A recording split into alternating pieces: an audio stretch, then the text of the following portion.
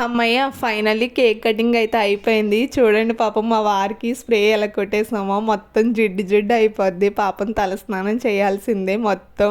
ఎందుకంటే అదంతా తెలుసు కదండీ! స్ప్రే మొత్తం జిడ్డు జిడ్డుగా అయిపోద్ది. తర్వాత ఇంకా కంప్లీట్ అయిన తర్వాత మా వారు ఒకరికి కేక్ అయితే పెడుతున్నారు. ఫస్ట్ అయితే మా పాపకి పెట్టారు. తర్వాత నాకు ఇంకా లైన్‌గా వరుసగా పెట్టారనమాట. ఇంక ఫొటోస్ అవన్నీ దిగామనమాట. చాలా బాగా వచ్చాయి. ఇంక ఫైనల్లీ డిన్నర్ అయితే ప్రిపేర్ చేశాను కదండీ! అవైతే వడ్డించేయడానికి చూపిస్తున్నాను అనమాట.